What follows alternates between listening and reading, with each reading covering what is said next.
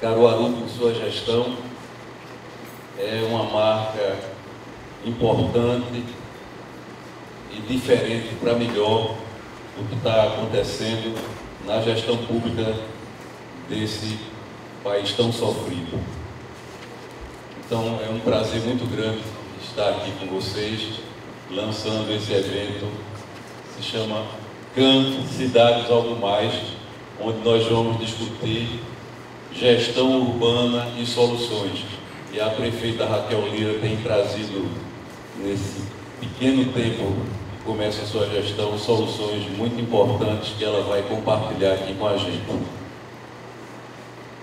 Cidades Algo Mais é um projeto da revista Algo Mais que procura discutir questões da vida urbana com lentes positivas. Daí não ter outro lugar mais adequado do que Caruaru para discutir questões urbanas com lentes positivas. Ele busca referências de ideias e iniciativas que estão revolucionando a forma e o pensamento e encaramos o mundo e as cidades, inspirados em casos locais e globais que vão estimular gestores e cidadãos a otimizar experiências urbanas. Então nós vamos ter Francisco Cunha, Gustavo Maia e a prefeita Raquel Lira conversando com vocês sobre essas questões tão importantes e relevantes para o nosso dia a dia.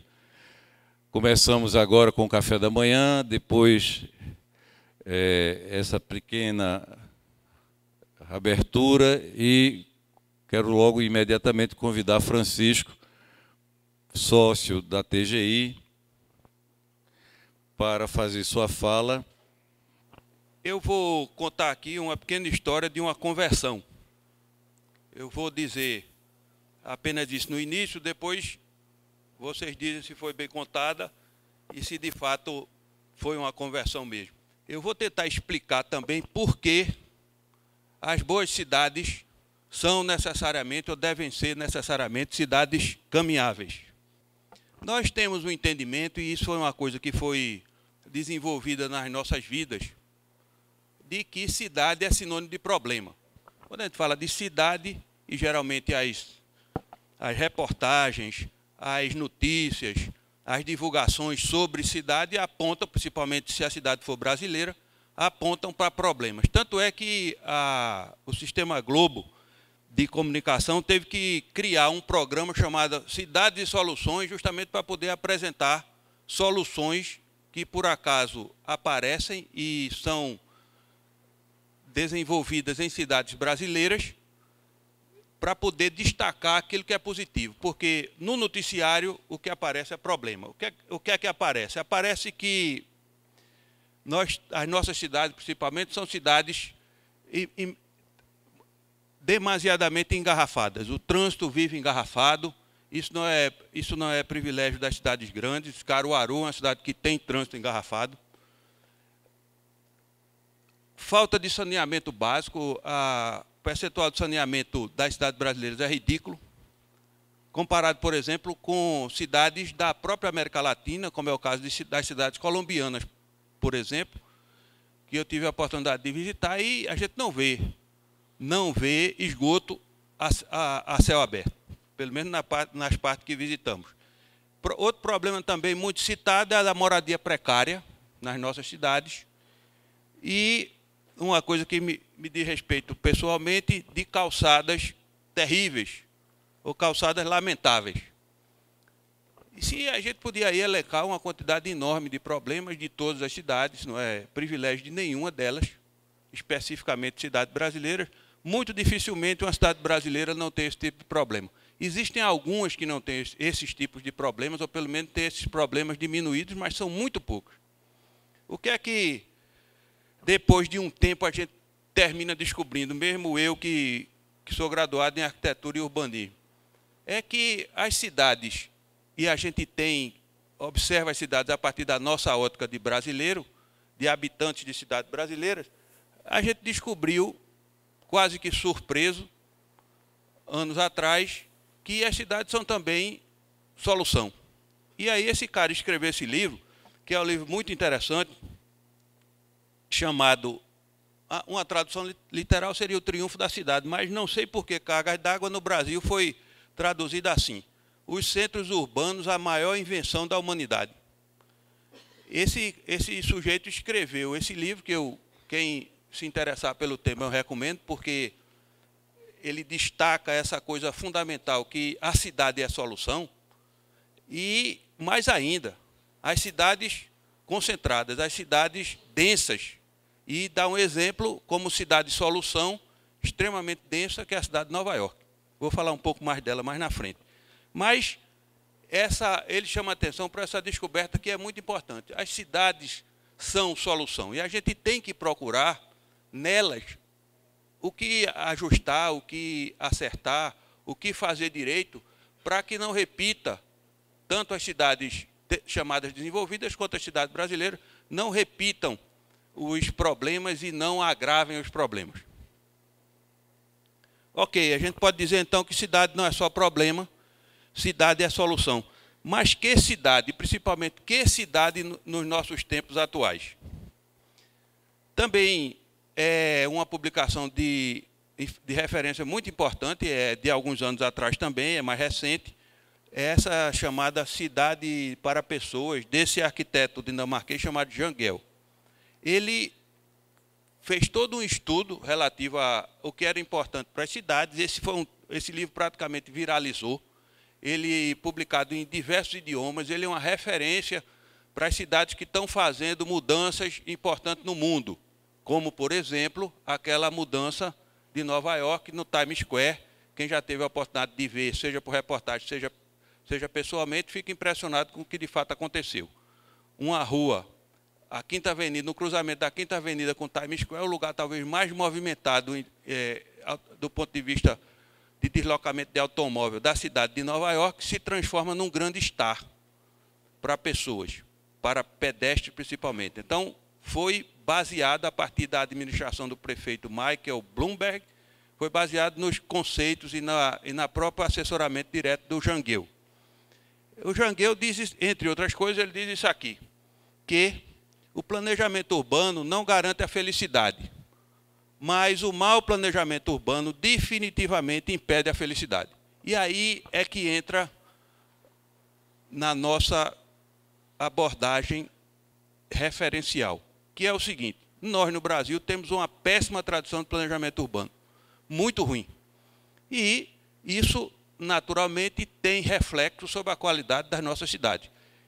E isso já era a verdade, digamos, em tempos bem anteriores, mas curiosamente, a partir da redemocratização brasileira, toda a parte de planejamento institucional, as áreas de planejamento, no nosso caso, em Pernambuco,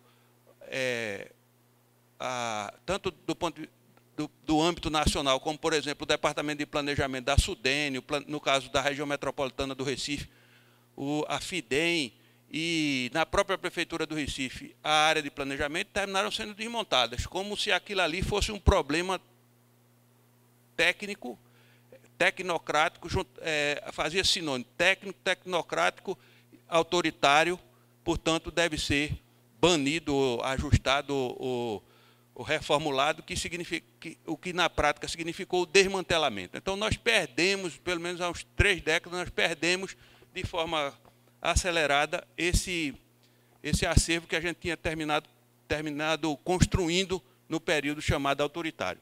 Mas, em especial, o planejamento urbano. Ele praticamente desapareceu no Brasil, a não ser algumas cidades, são aquelas cidades que são a exceção que confirma a regra. Eu vou falar agora da conversão. Vou fazer uma rápida referência autobiográfica e ilustrativa, para tentar caracterizar o que eu estou dizendo. Eu sou pioneiro do ciclismo urbano no Recife nos idos de 1976, na época que eu entrei na faculdade. Inclusive, eu ganhei aqui uma bicicleta, vocês estão vendo aqui no meu broche. Um broche de bicicleta, foi Jason, cadê ele? Está ali. Ele é responsável pelo programa de ciclista do estado de Pernambuco e me deu para eu me lembrar dessa época aqui.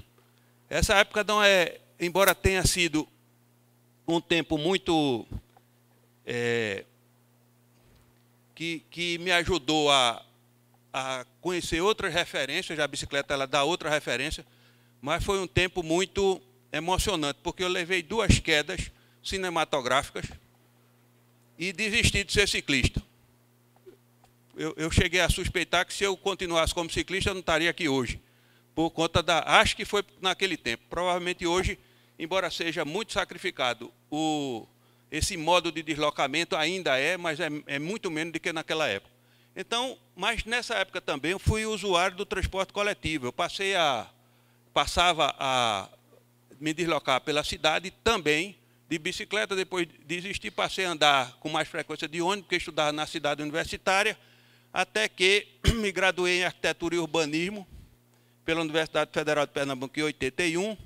Depois me tornei consultor de empresas, sou consultor do setor de transportes, consultor há quase 30 anos, e das empresas do setor de transporte e do sindicato do setor há quase 20 anos. Então, a partir daqui, eu passei a estudar o assunto, um pouco mais o assunto de transporte, e me ajudou a chegar a algumas conclusões. Mas o fato que foi marcante nessa conversão foi que há 10 anos atrás, por um acidente, eu passei a caminhar regularmente pela cidade do Recife.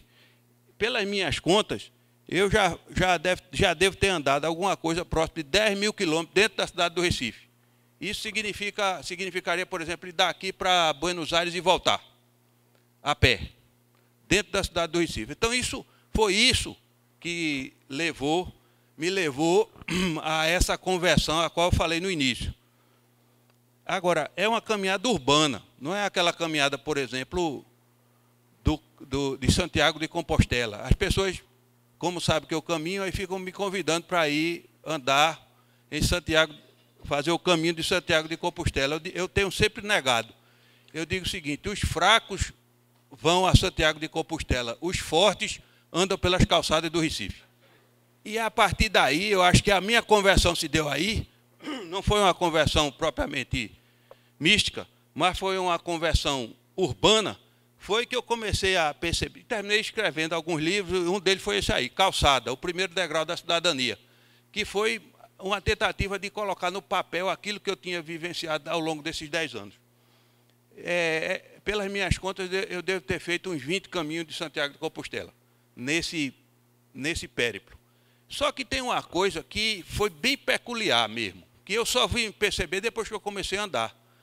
Eu passei 25 anos fora da cidade, sem sair da cidade, propriamente, sem sair do ambiente geográfico da cidade do Recife. Eu passei 25 anos dentro de um automóvel. E quando você está dentro do automóvel, vim verificar isso, você está fora da cidade. Você está num ambiente que é um ambiente artificial. Você está... Eu comecei a imaginar que o sujeito sai de manhã, como saiu o cavaleiro medieval, se veste na armadura, só que a armadura hoje é motorizada.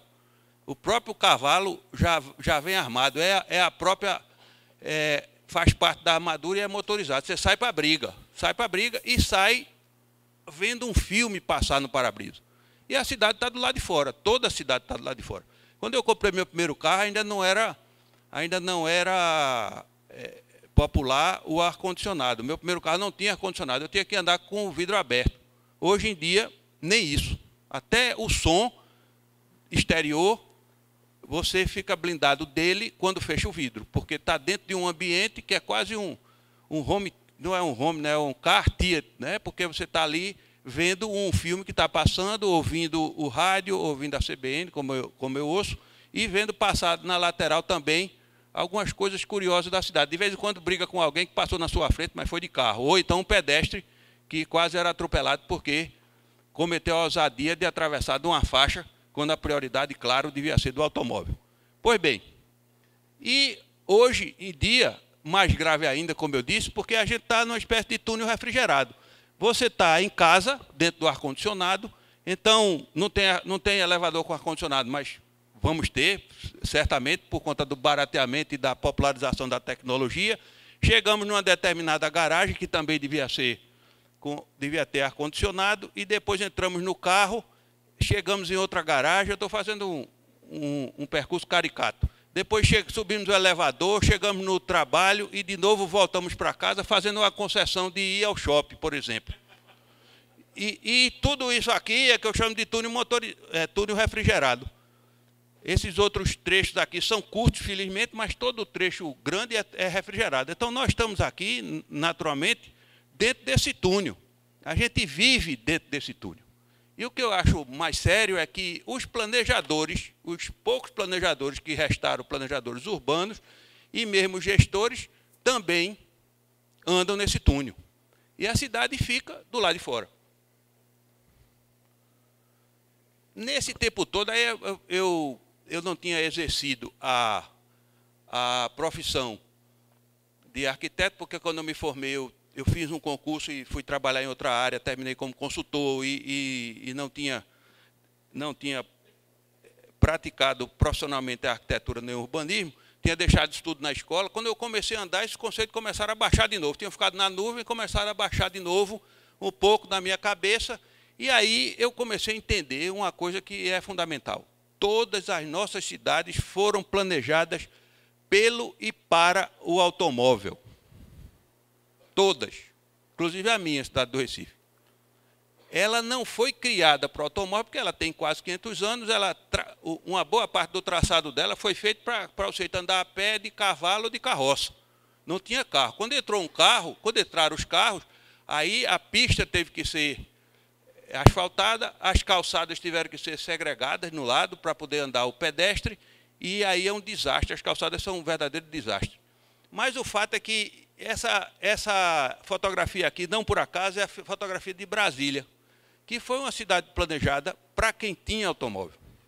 É curioso que ela não foi, as superquadras são para os pedestres, mas você não vai de uma superquadra a outra, pelo menos não era essa a intenção, nem a pé, nem de transporte público, que sequer foi pensado na origem. E essa é uma referência mundial. Foi o ápice da cidade pensada para o automóvel, a nossa Brasília.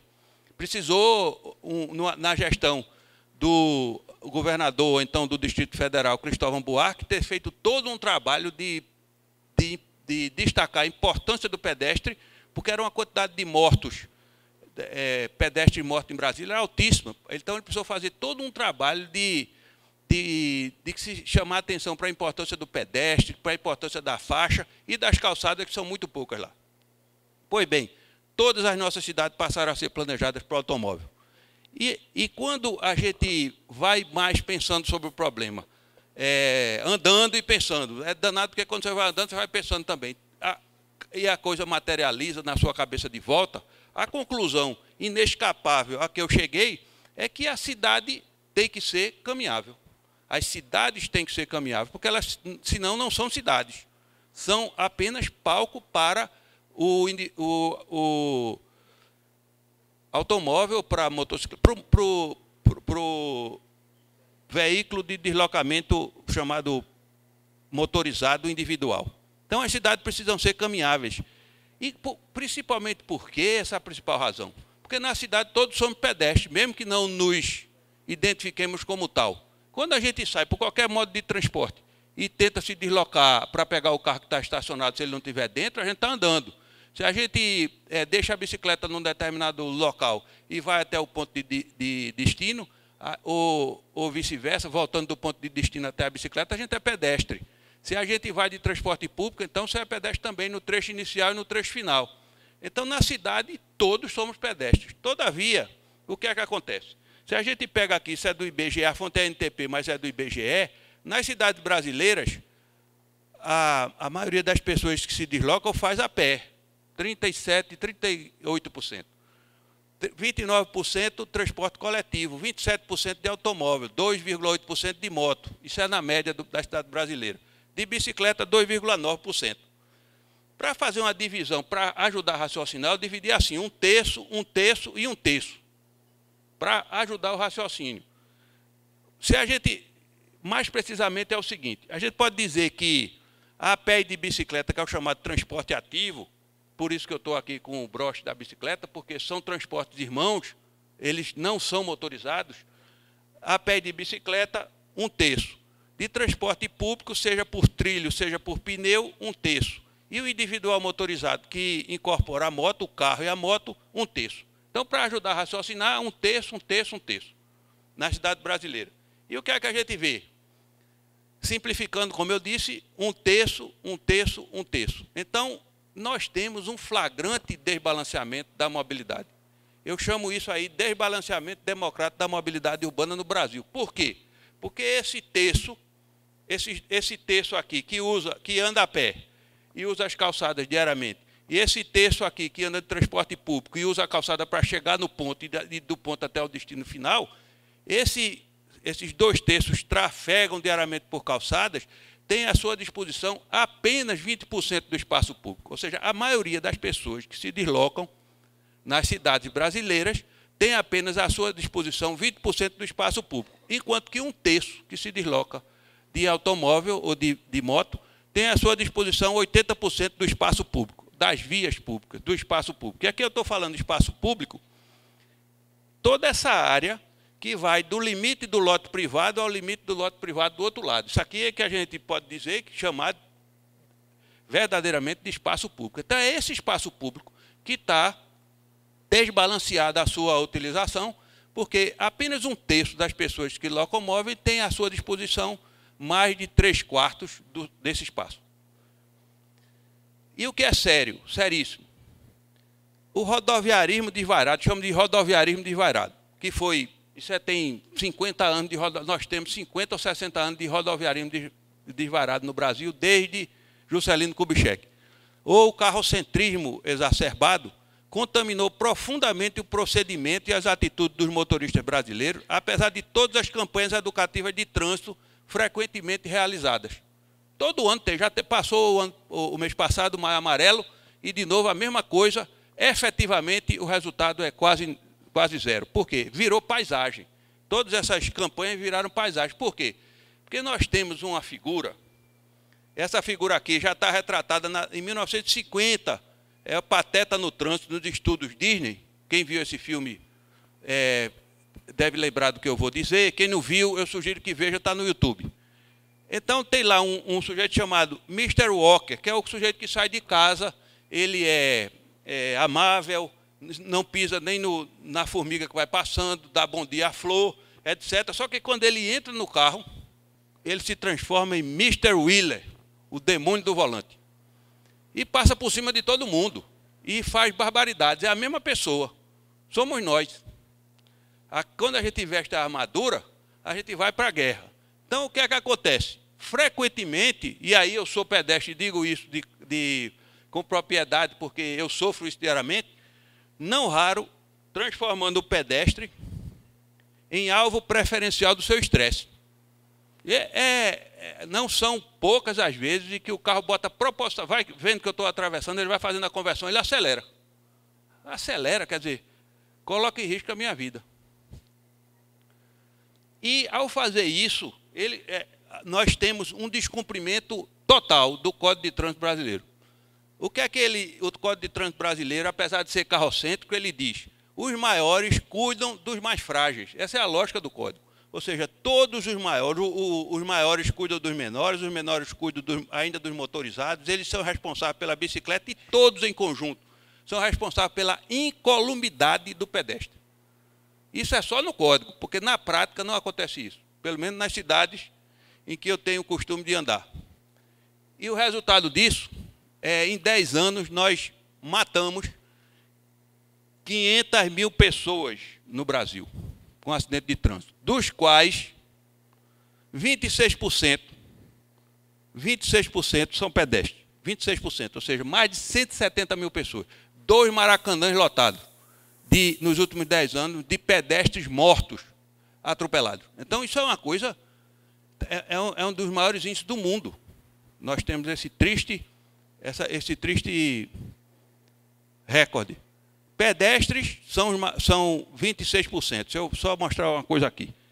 enquanto que os maiores, isso aqui é um genocídio de toda uma juventude, 36% são motociclistas.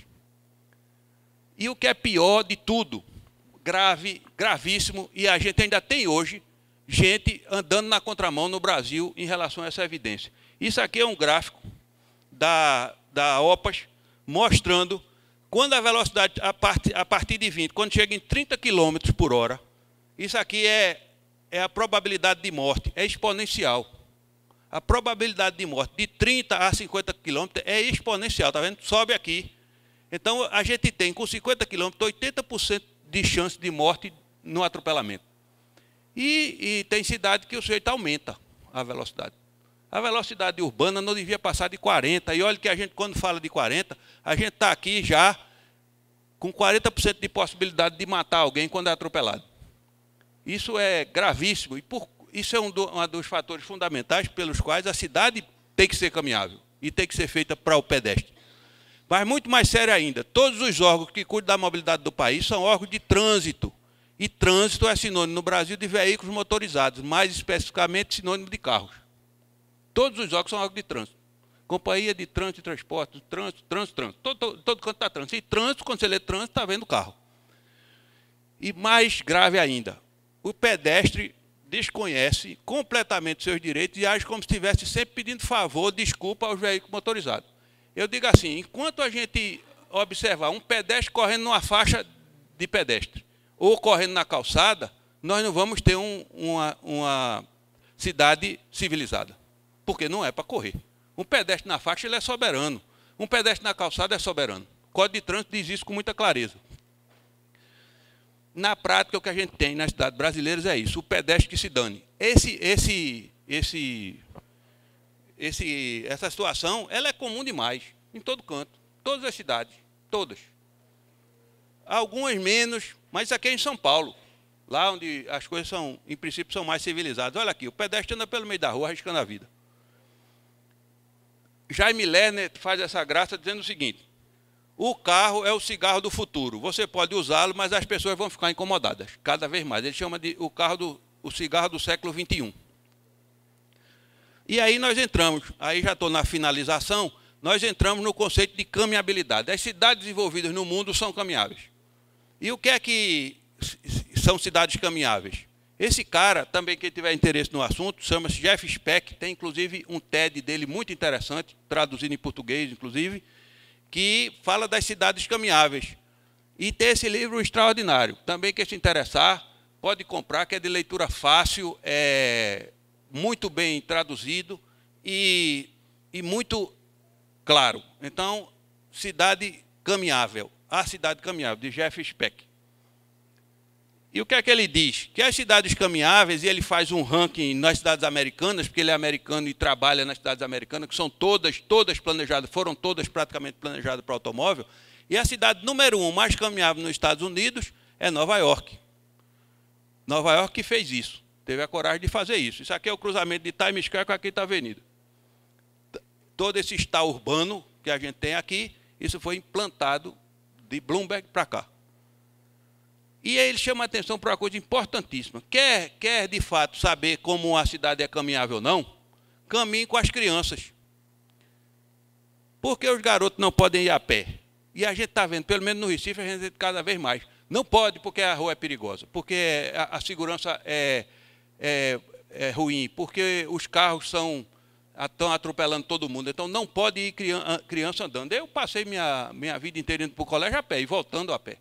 Então eu imagino que serão dessas crianças hoje que não podem fazer isso.